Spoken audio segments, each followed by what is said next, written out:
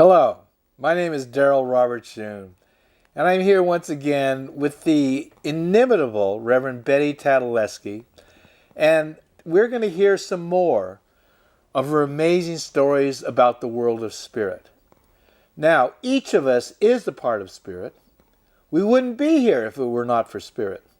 The difference between us and Reverend Betty Tatalajski is that she has had a crash course in spirit that none of us have ever had, and her stories about that world are absolutely amazing, and even more than that, true.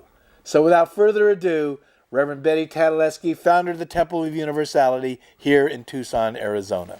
Hello, friends. Namaste. The God in me greets the God in you. It's always lovely to visit with you, to commune with you and at the temple, and just to be a part of this human family that reminds us that there is only one family under God, and we have individual choices of what we call the creative source and our individual lives. At the temple, our main goal, I guess, and purpose, and the one that this purpose we love, is just to remind people that we are one family, and that to honor and to support and to allow and enjoy our differences. I've never understood why we don't appreciate other people's lives. I like diversity myself, and so it's been my great honor and pleasure for 35 years to be connected with, speaking with, and hearing from different people in the spirit world, including relatives and friends. But I've made a lot of other friends who were heroes of mine. I want to talk about a hero today, actually. And I do a little preview, as it were, about a book that some of you have read, hopefully a lot of you, and it's called 3 Cups of Tea. Now, when I was in Jordan the first time, I recently returned from Jordan from many other trips I've made, but the first one was so interesting. It was part of the Middle East Peace Initiative, and our first trip to Jordan, and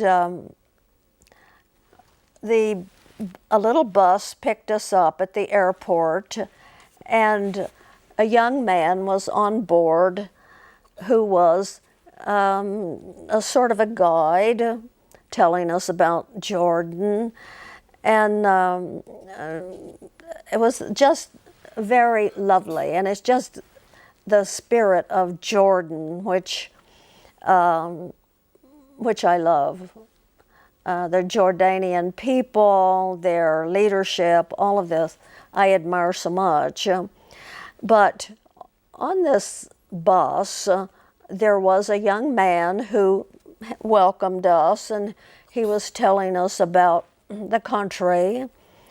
And as we were driving into Amman, and when we got to the city, he told us an interesting story, but someone said to him on the bus, well, where do you live? You live in Amman? No. And he told us the name of his village, okay? His village. And it was the same name as he had given us, his last name, okay? Well, what a coincidence, right?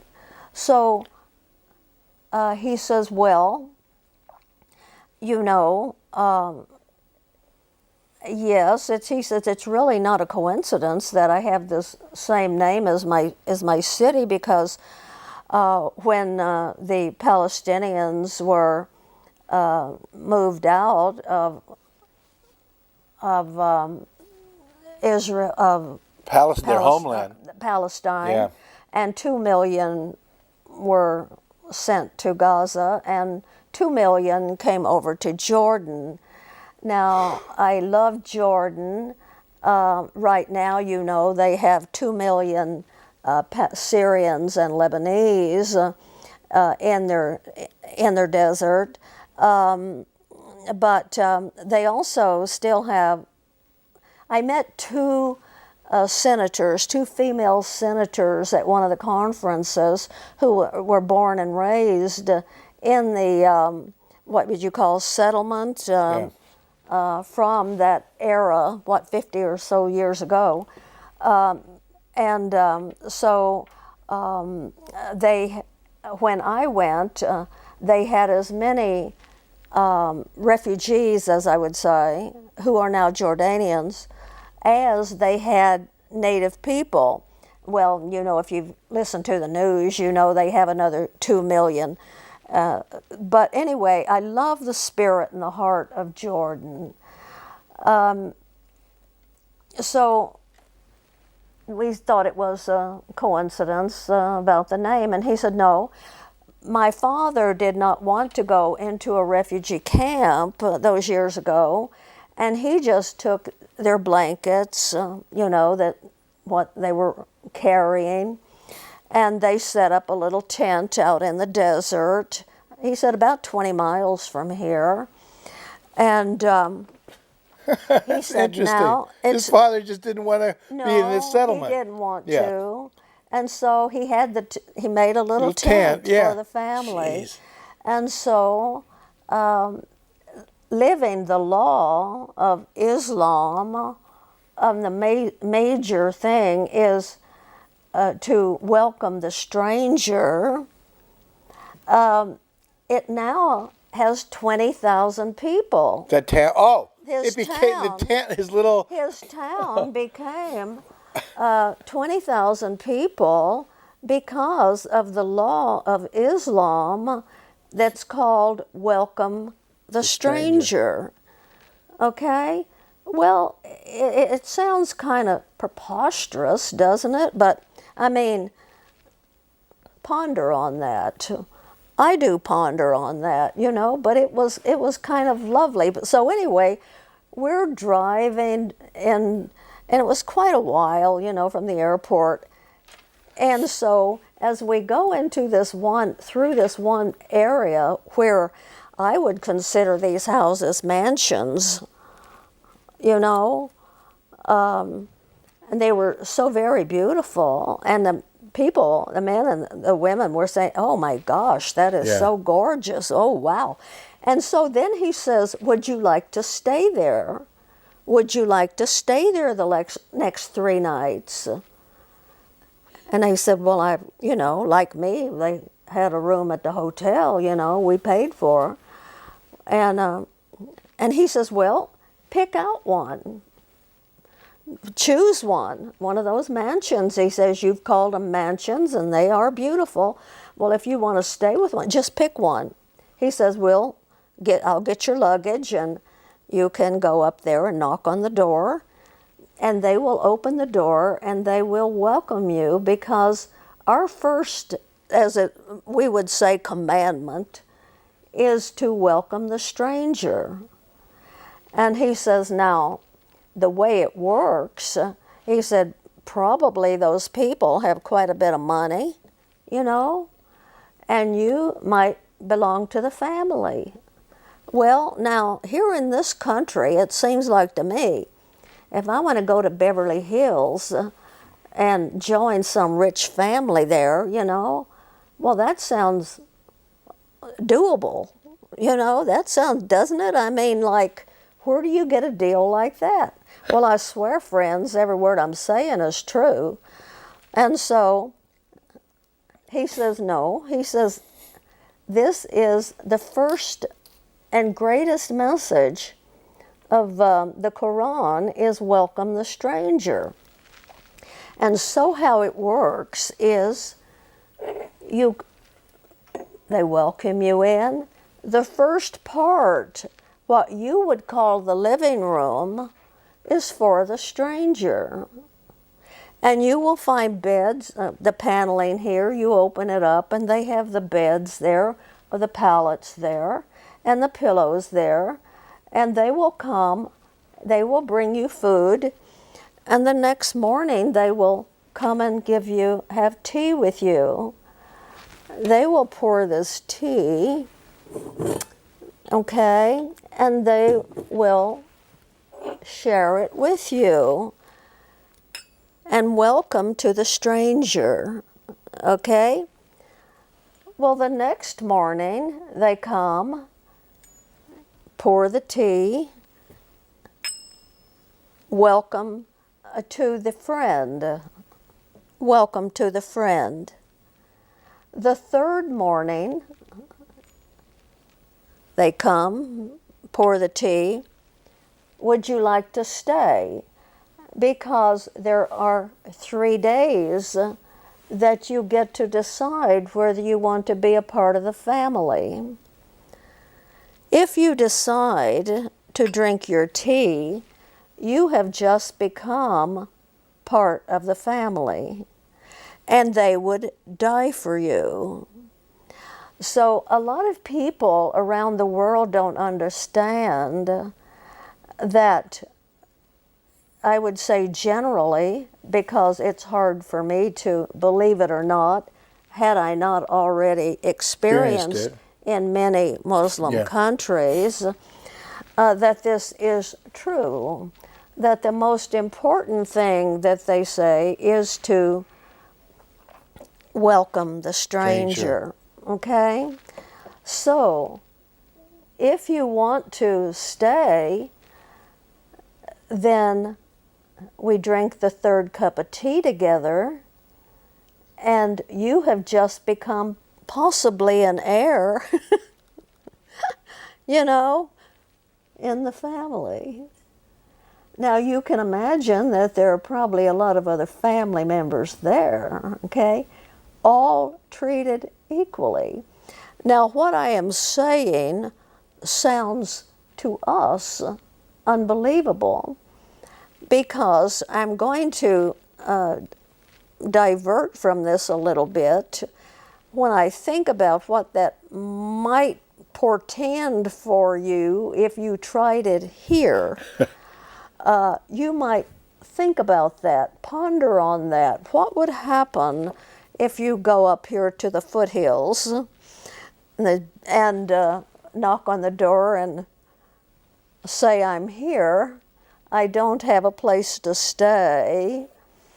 That's why gun ownership is so high in the United States, Betty. Yeah, well, you get it, okay? I was, and that's what we were all pondering on the way into this place. And he says, well, if you decide that you want to do that, he said, that is the law. Welcome the stranger.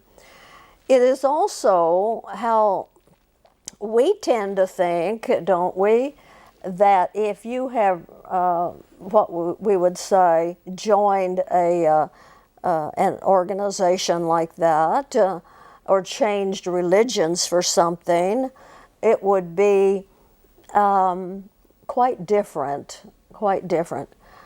But what happened is when I came, and I found this was true, okay? When I came home, I was watching a TV show. They were interviewing Greg Mortenson, who wrote a book, 3 Cups of Tea. Well, he had written this during that year of 2004 when I was living that. And I thought, what a lovely coincidence. I must have his book. And so Greg Mortenson, who proved that this Islamic law is in effect.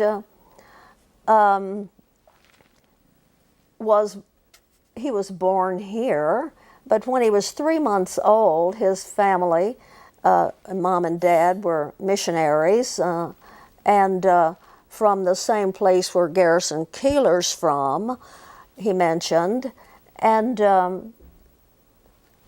they were missionaries in Tanzania, and he said he had the most ideal childhood of anybody. He lived in the shadow of Kilimanjaro, the highest mountain in Africa, and he was, as he would say, besotted with the mountain.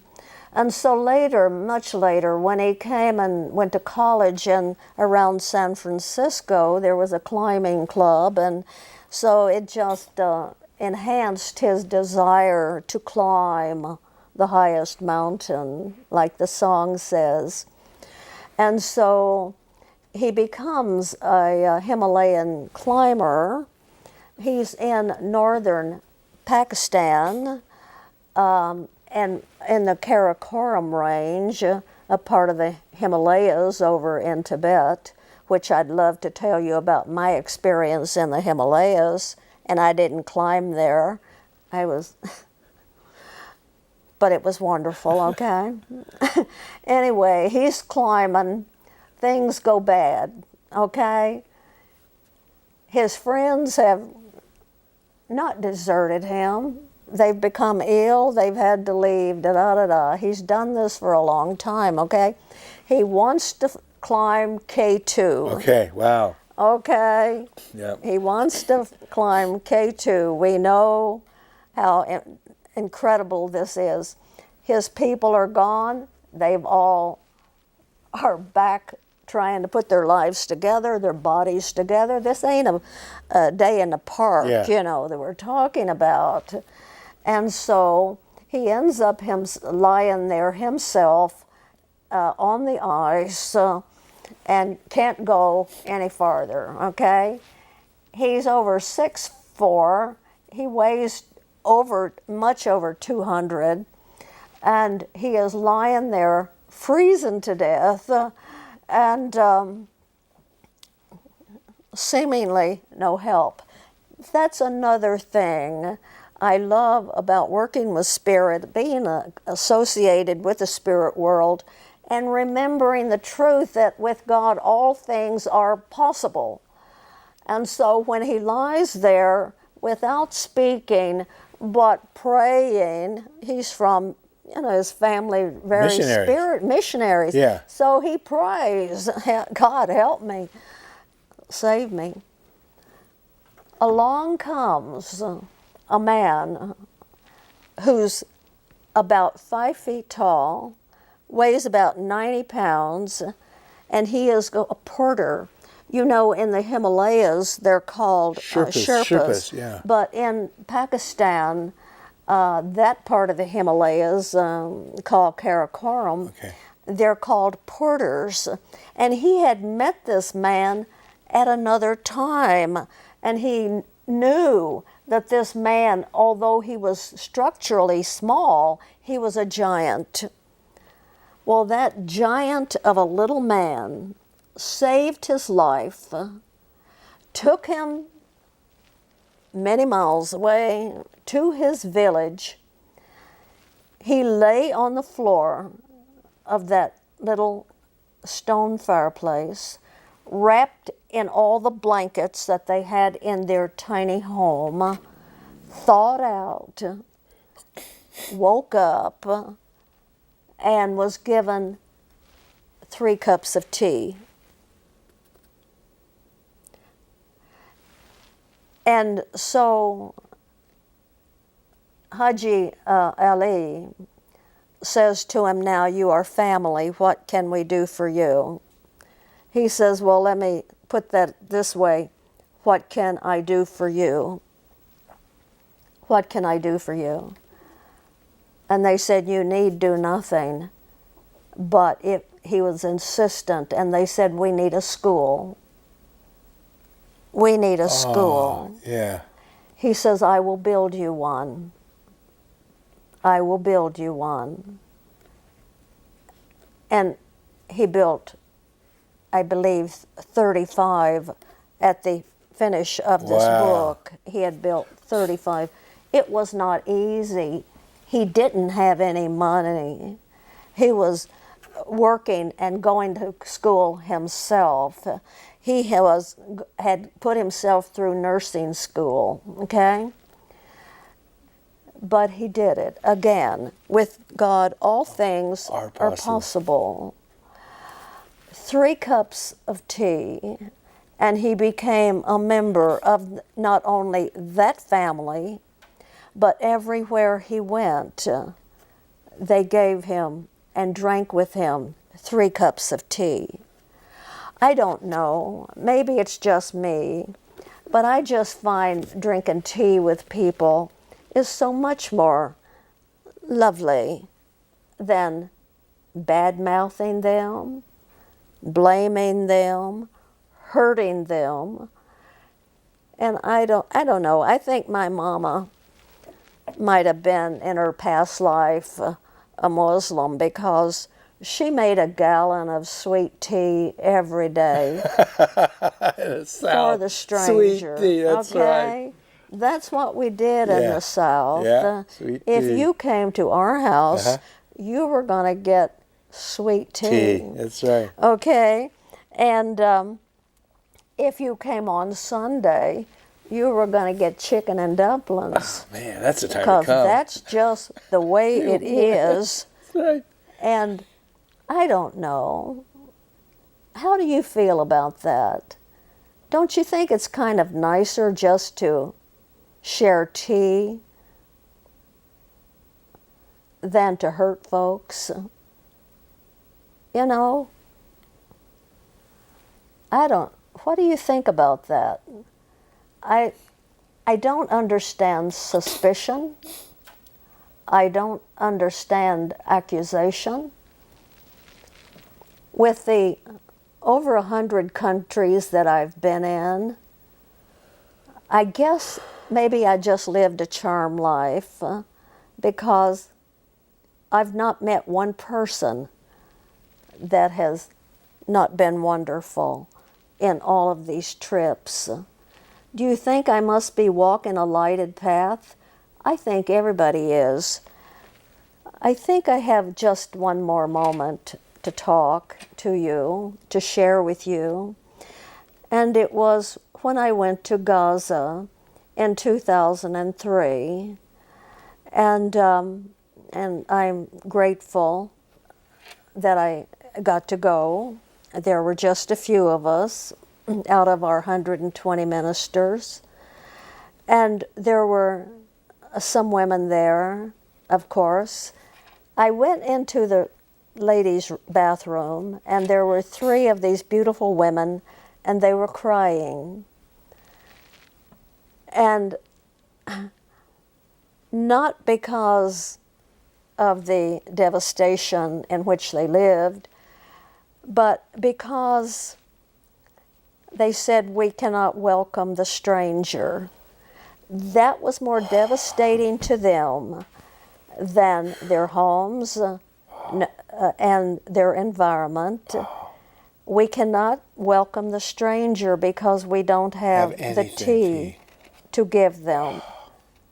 I took off the fancy headdress that I was wearing with rhinestones over it and exchanged it with one of the women and put her shawl around my head. And I thought again, and it was just a year later when Greg Mortenson wrote Three Cups of Tea. It's a beautiful book.